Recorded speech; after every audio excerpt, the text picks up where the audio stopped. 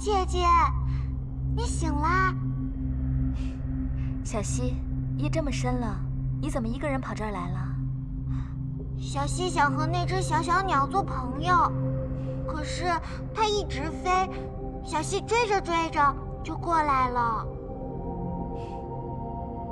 对了，哥哥很想念苍明姐姐，要是他知道你醒了，一定会很高兴的。小溪这就去告诉他。小溪，还是让姐姐自己去告诉他吧，想必他会更高兴的。小溪还是暂时先替姐姐保守这个秘密，好不好？小溪听苍明姐姐的。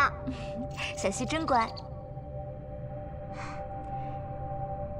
小溪追了这只小鸟这么远，肯定很喜欢它吧？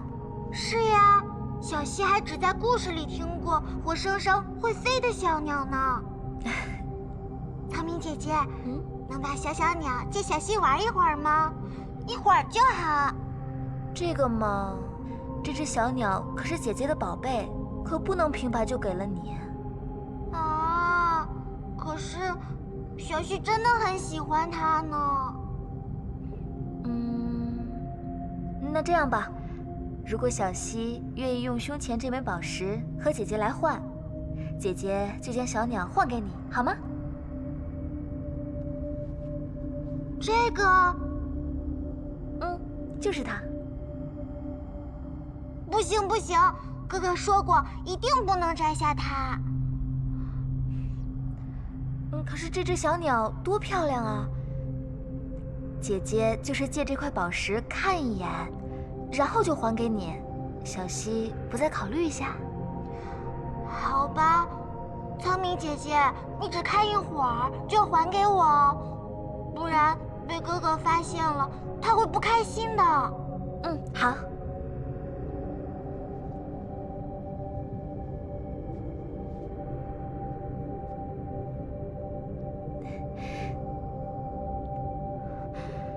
小鸟，小鸟，你快过来！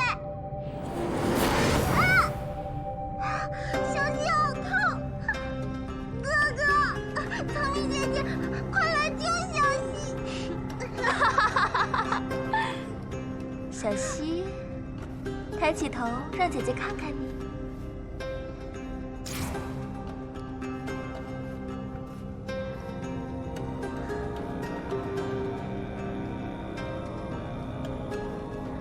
小溪今晚去看星星了，没碰见任何人，也没发生任何事，对吗？对，小溪什么也没有遇到。那快回去睡吧，等明天醒来，小溪又会变成平常的小溪。是，小溪这就去睡觉。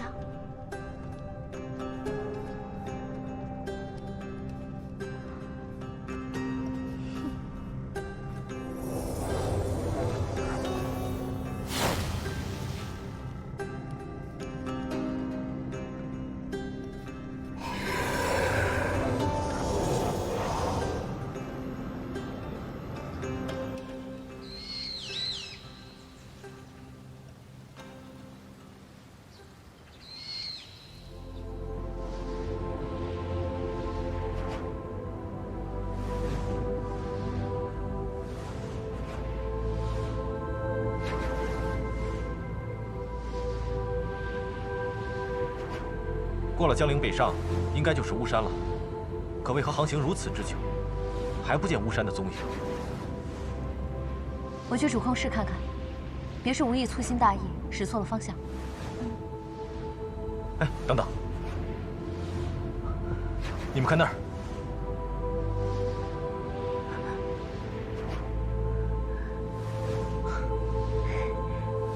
巫山。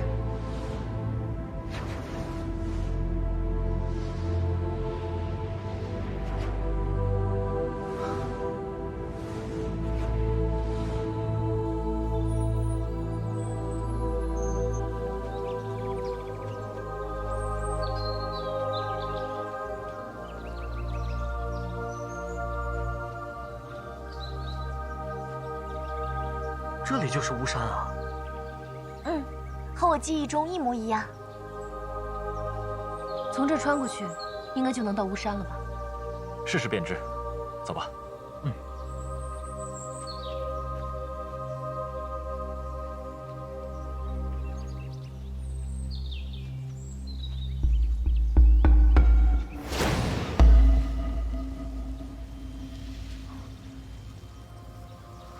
这里设置了一道灵力结界，该不会和从极之渊一样吧？住着修为高深的妖灵，所以设了重重结界。我能感受到巫山中有很强的灵力，但和一般的妖灵气息不同，更像是仙力。不如我试试把结界打开吧。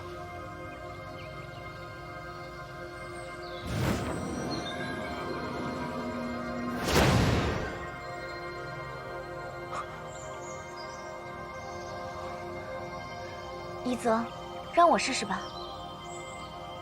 不要逞强。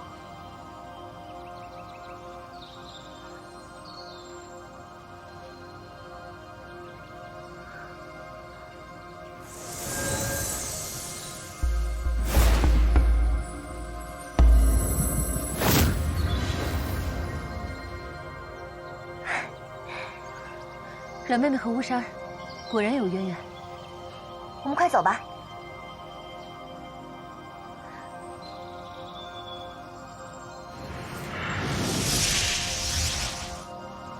广州举目悉数遭毁，大祭司打算怎样弥补啊？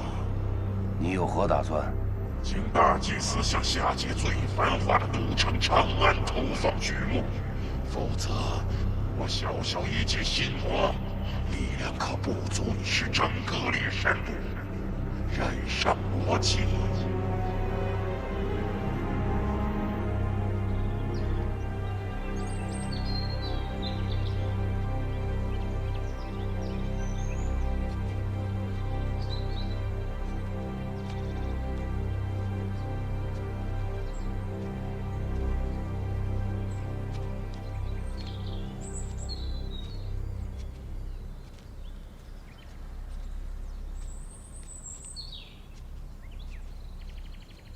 这到底是什么地方呀？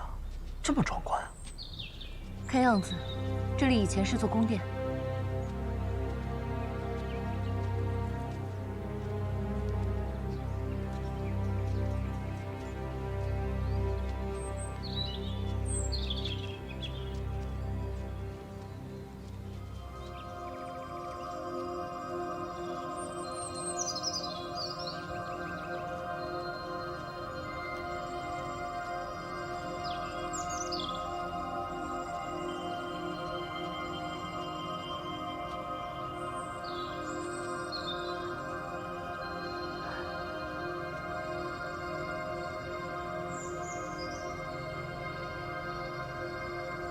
这棵花树好熟悉啊！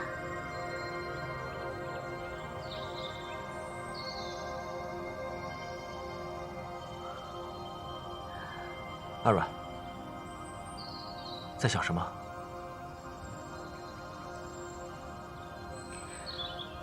真正的喜欢，一次只能是一个人吧？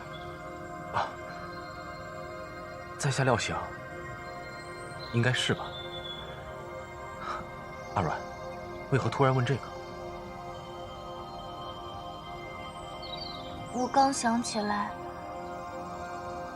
我曾经好像非常喜欢思优，可我喜欢的人明明是一泽你呀。我心里突然感到害怕，我怕我要是记起以前的事情，会不会就变回以前那个我了？会不会就不再喜欢一泽了？怎么办？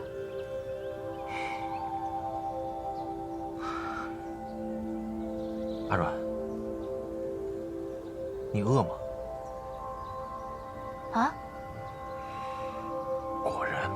果然不饿，不饿才会有心思去想这个。喂，我在很认真的难过，你看不出来吗？看得出来，只是这种事，要我怎么说呢？我要是劝你忘记前人，那是小人行径；要是劝你不忘吧，我又心有不甘。与其左右为难，我宁可不想。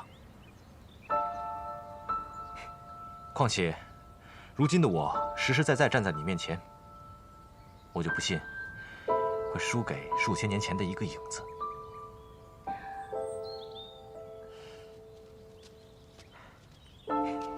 一泽，仙女妹妹，这个地方错综复杂，大家别走散了，赶紧走吧。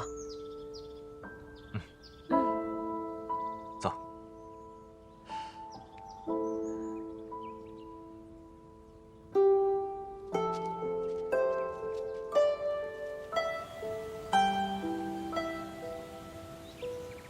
神女生前未获司幽喜爱，然而她亡故后，司幽却陷入长久的自责。为什么司幽大人不接受神女姐姐？司幽大人，他本是影族的族长。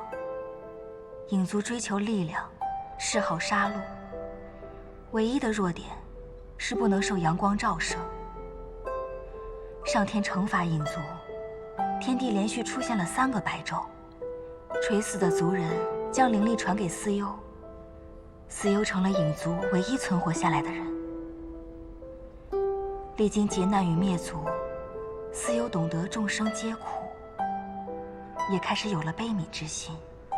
在神农的帮助下，司幽被渡为仙身，派去巫山保护和陪伴神女。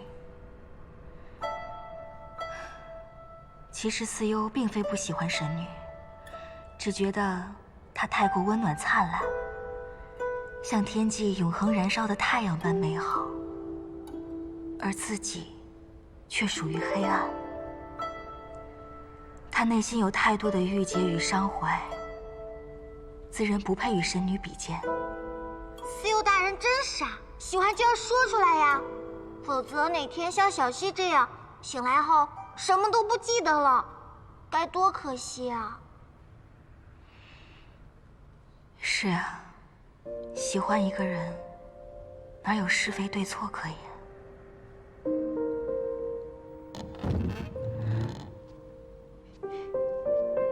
哥哥，哈哈哈，来，小溪啊，你看我给你带什么来了？这是我专门找人从夏界给你带来的。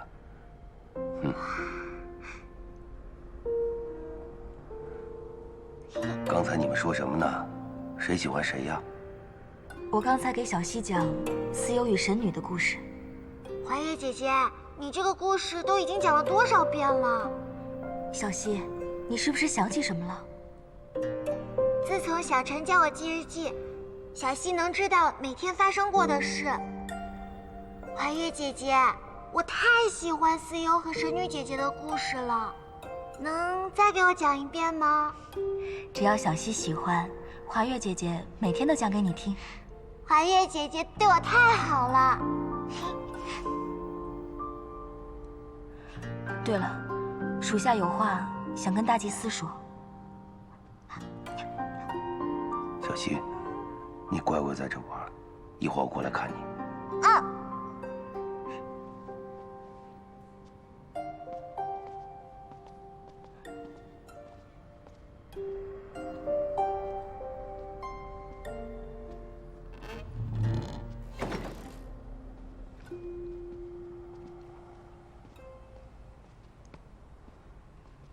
找我什么事？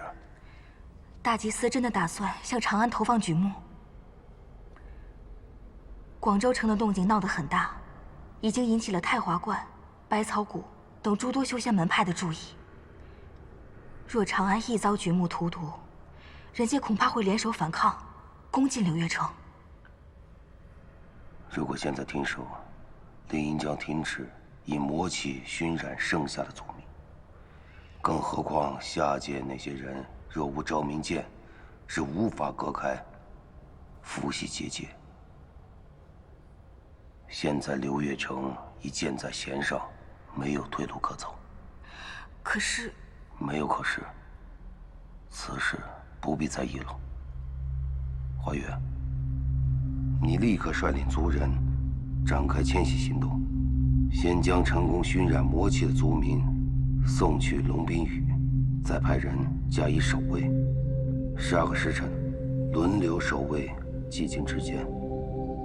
丽英一旦有任何异动，即刻来报。属下遵命。记住，我们拿到昭明剑的事，绝不能让丽英知道。大祭司，昭明剑心是否已有下落？邪异之徒已经起身寻找，此事你就不必操心了。是。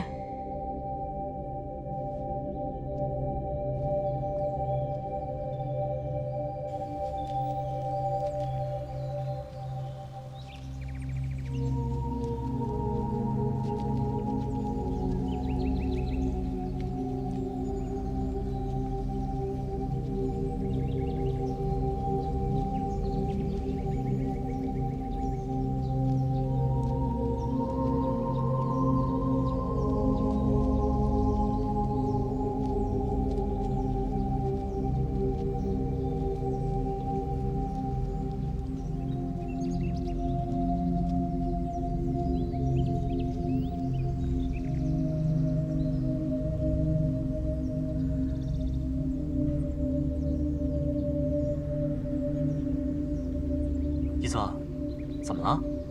是不是有什么发现啊？大家有没有察觉，这里弥漫着一股哀婉的灵力气息？一泽，是不是发现了什么？一泽，你说嘛。这尊石像，以及这周边的布局，还有哀婉的灵力，若在下所猜不错，这应当是一座木塔。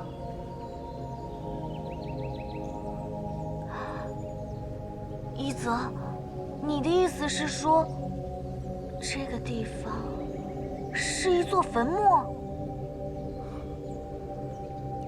也就是说，这里是我死后住的地方。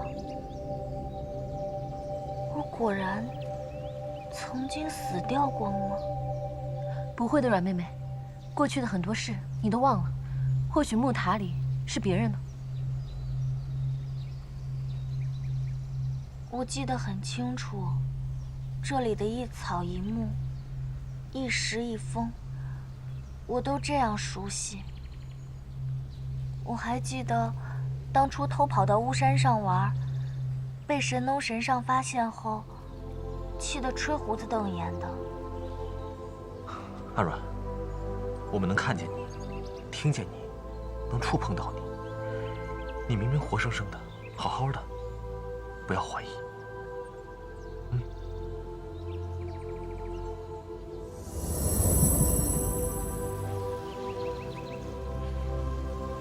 阿阮，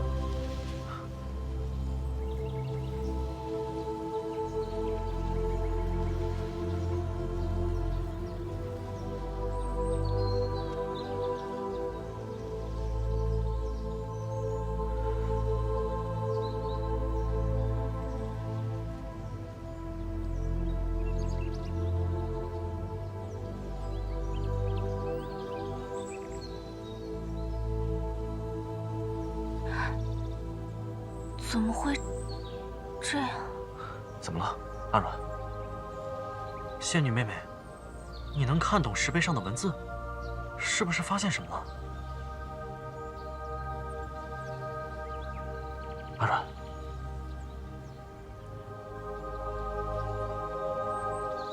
这上面的文字我也认不太全，大概意思是说，我巫山神女喜欢上了仙人思幽，向思幽表露心意，可惜思幽却不肯回应。没过多久之后，巫山神女就怎么了？就死去了。什么？真的死了？我真的已经死了。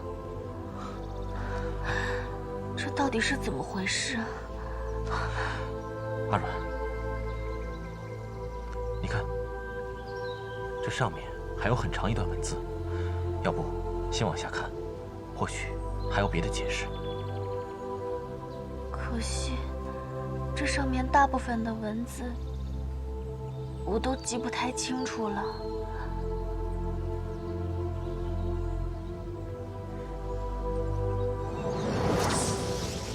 于七，这是上古之时神龙所创的天界古语。天界古语，莫非就是师尊曾提及的上古诸神所用的文字？不错。于七，这上面的文字你认识吗？待无一事。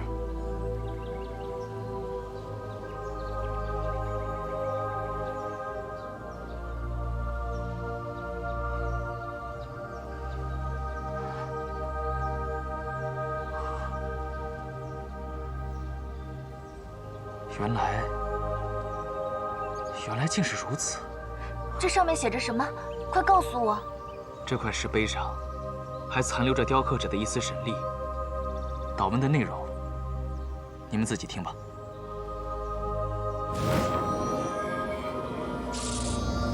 生者有时尽，逝者永难追。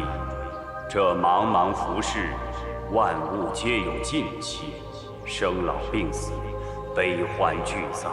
纵是仙神，又何曾例外？声音是从石头里传出来的。可这个声音又是谁的呢？这个声音，我记得，这是神农神上的。当年天竺倾覆之灾初平，大地圣灵凋敝。帝皇女娲以土为质，将命魂牵引其中，新的人与兽适才诞生。然大地生灵无穷无数，即便女娲神力广大，亦不免渐生疲惫。于因此而希图另谋创生之法，虽以辟邪之骨制造一具仙人躯体，却始终无法使其具备情志。此时恰逢神剑昭明崩碎，而机缘巧合之下，于察觉其剑心似有化灵之兆。剑心，昭明剑心，难道是被神农拿走了？小子稍安勿躁。可惜剑心业已碎裂，不复当初。于将伏羲所取剑心，以神力将其拼合，并置入仙人的体内。仙人自此方有知觉七情，亦如常人。因其常往下界游玩，尤喜巫山山水，故获赐名巫山神女。什么？我们要找的剑心，就是仙女妹妹啊！这怎么可能？如果阮妹妹是剑心的话，于七前辈怎么会不知道呢？吾是神剑昭明的铸造者，若阮丫头是剑心的话，吾早就察觉了。如果我不是剑心，那剑心在哪儿？要是找不到剑心的话，那我们……仙女妹妹，这都什么时候了，还想着找剑心啊？先听神农把话讲完。神女毅力聪慧，深得众仙神喜爱。可惜以剑心代替魂魄，违逆自然天道，并非长久之计。或因心绪起伏，神女体内剑心重有四散，于百般不救而不得，终究只得坐视其衰竭而亡。弹指之间，令其诞生又复夭折，历经世间诸苦。可见仙神若有一念之私，便将贻害无穷。神农神上到最后，果然后悔造出了我吗？阿软，神女寂寞，于念及其生前留恋巫山草木，便将能回溯记忆的三世镜封入此石，佐之神力，以神女生前种种意念为基，于巫山山体内修成神女墓。念之愿其死复生，东流万代无回水。予以一线神念驻留此地，愿同经历桑田沧海，以全心头憾恨。背负世间生死，百身莫待，万劫难数。如无魂无魄，难及全相，未知归于何处。如若有灵，可愿相告。上下无女。这就完了？那阮妹妹是谁？按祷文上说，巫山神女早就已经故去了。三世镜，三世镜能回溯以前的记忆，或许我能从中找到答案。阿阮，我有种不祥的预感，还是不要去追寻答案了，好吗？我们这就离开此地，天涯海角，总有我们的容身之处。你是谁，一点都不重要，重要的是，你现在好好的活着，对吗？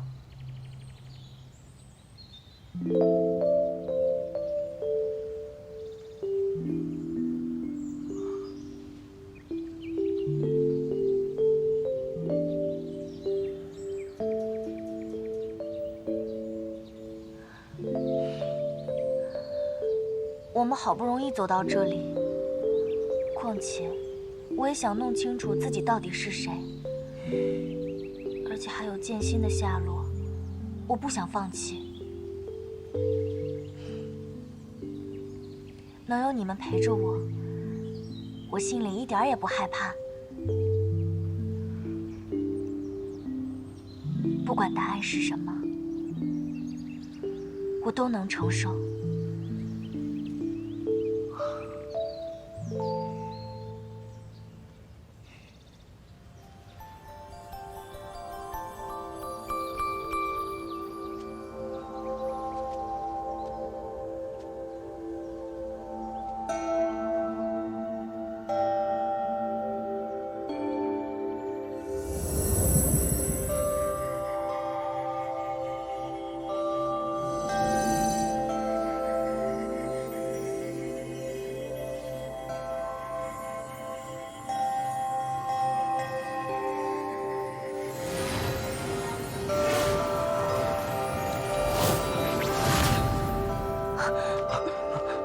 怎么了？原来是这样。阿阮，你到底看到了些什么？我们进木塔吧，答案就在里面。但是，不管一会儿看到了什么，请你们都不要害怕我。这是最后一个秘密了。能和大家一起走到这里，真的是很难得的缘分呢。能认识你们，我很开心。走吧。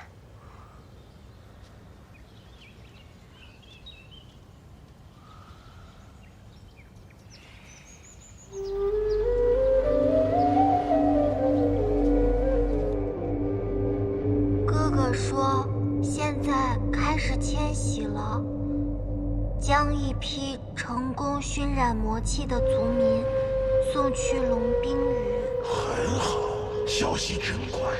他还说了什么？拿到了昭明剑的事，一定不能让丽英知道。什么？神也已经拿到了昭明剑？还有，谢衣之徒已经去找昭明剑心了。昭明剑还有剑心吗？看来大祭司这回是要赶尽杀绝了。拿到剑身还不够，居然还要找昭明剑心，想置我于死地。如果小溪有件宝贝不想被人发现，你会藏在哪儿？小溪会藏在，寂静之间。寂静之间。哥哥说，没有他的命令，谁都不许去打扰苍冥姐姐。小希真聪明。这偌大的流月城中，最安全也是最隐秘的地方，可不就是寂静之间吗？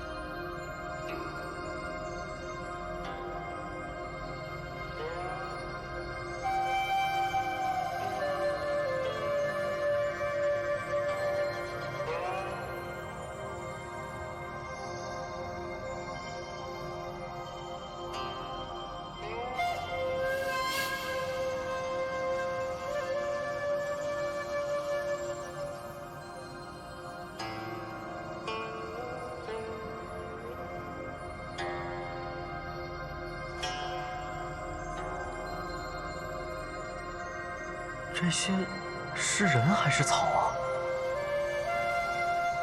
怎么都和阮妹妹长得一模一样？这些是鹿草。鹿草。孤瑶之山，帝女死宴，其名曰女尸，化为鹿草。当年神女归葬巫山，剑心也随之葬入神女墓。10年久远，剑心逐渐碎裂，无数残片向外散出，其中有些落地生根，变成了鹿草，吸纳天地灵气，多年以后幻化为人形。每一个鹿草变成的人都和神女长得一模一样，并灵星继承了她的记忆。很多年前，突发了一场大地动，神木结界开裂，水流倒灌而入。有一枚剑心碎片从神木顺流飘到了巫山水边，在漆黑的水底待了很久，才变成鹿草，开始拼命汲取周围的灵气。有一天山洪爆发，将它冲到陆地上，生根发芽，最终化为人形。而这枚剑心碎片，便是我。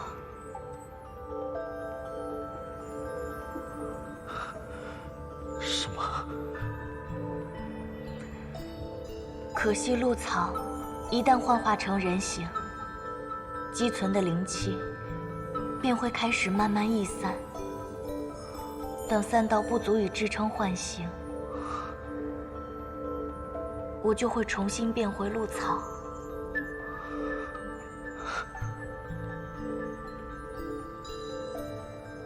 也就是说，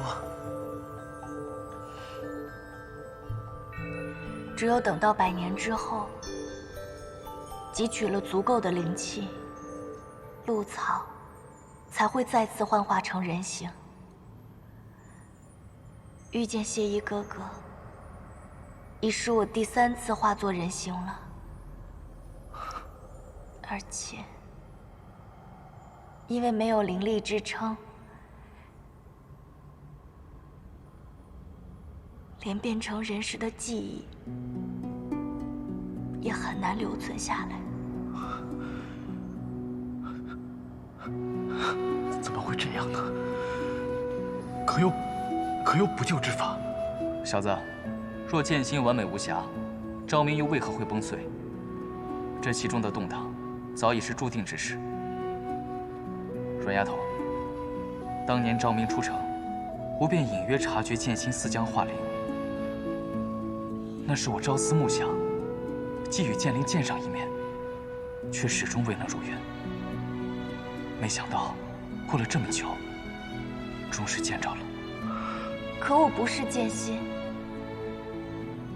也不是巫山神女，我只是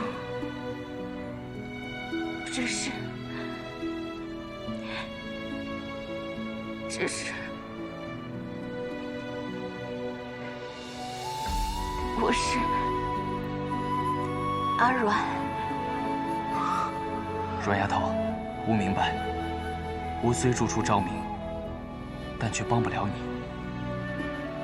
还有那些鹿草姑娘，古时铸剑时视剑如此，在吾眼中，你们都是吾的孩儿呀。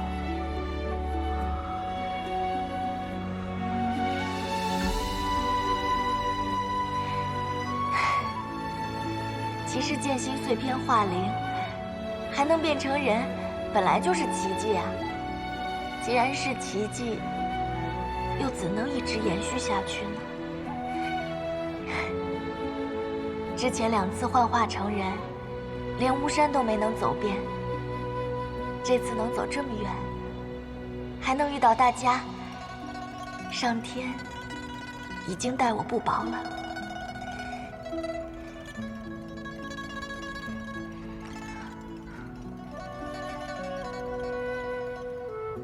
难怪阮妹妹每次施法后都会晕倒。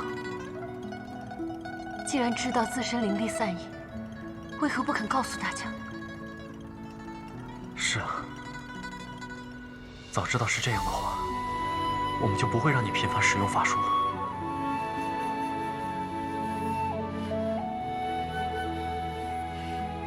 哎呀，你们别唉声叹气了。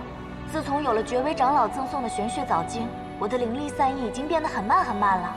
说不定啊，我比你们都活得久呢。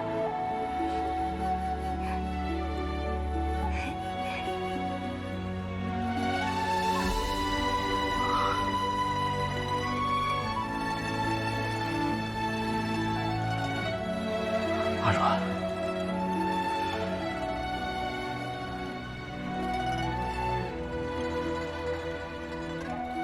小子们，这木塔几经变迁，没有坍塌已属不易，此处不宜久留。有再多话，等拿到剑心返回路上再说吧。好，牧师就在前方，剑心就在里面，我们快点过去吧。